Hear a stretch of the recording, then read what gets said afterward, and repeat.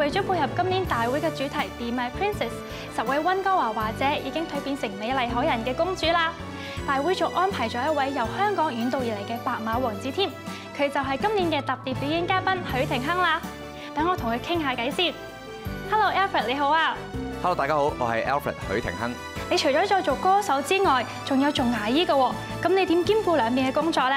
我自己喺分配牙科啦，同埋娛樂圈嘅工作咧，已經係習以為常啦。咁由一入行玩超級巨星比賽嘅時候，已經係兼顧緊學生同埋歌手嘅身份。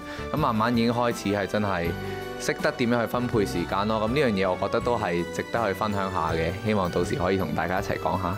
你嘅最新單曲《弱勢》，聽講係你自己作詞作曲嘅喎，咁你係咪想轉行做創作歌手呢？其實我自己為我嘅歌曲去作詞咧，就已經唔係新鮮嘅事嚟㗎啦，都係喺早幾隻碟已經開始有嘗試。咁但係今次就真係第一次係作曲同埋填詞，仲要係用埋嚟派台嘅，咁真係第一次。咁呢一首《弱勢》其實講緊嘅係關於我對愛情或者對婚姻呢樣嘢嘅睇法啦。咁希望大家唔多唔少有少少共鳴。咁你喺上年年尾舉行咗第一場嘅個人演唱會，咁你跟住落嚟仲有冇開演唱會嘅打算呢？其實我而家咧就經歷過上年年尾嘅一個時光演唱會之後咧，而家籌備緊嘅咧就係第5張嘅大碟，咁亦都係好似之前一個演唱會嘅里程碑之後，我跳去第2步就係去做一啲唔同嘅曲風試一啲新嘅題材咁樣咯。咁所以我自己都會希望係可以喺15年或者16年啦，可以喺一個更加大嘅場地去表演，去做一個自己演唱會。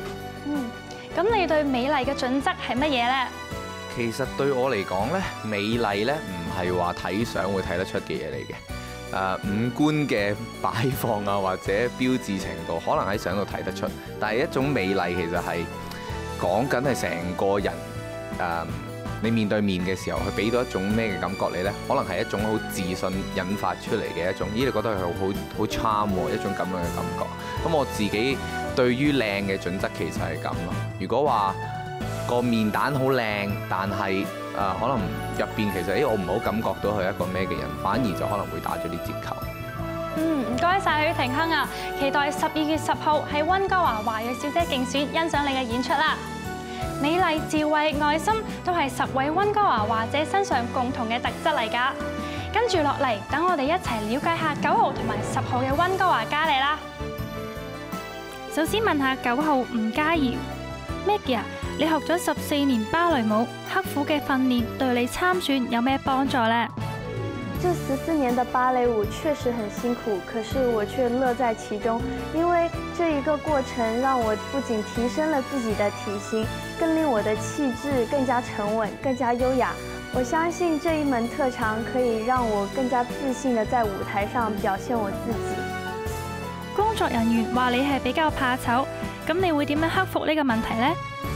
我的性格確實是很害羞，但在這段時間經過跟工作人員還有各位佳麗的交流，我更好地開放了自己。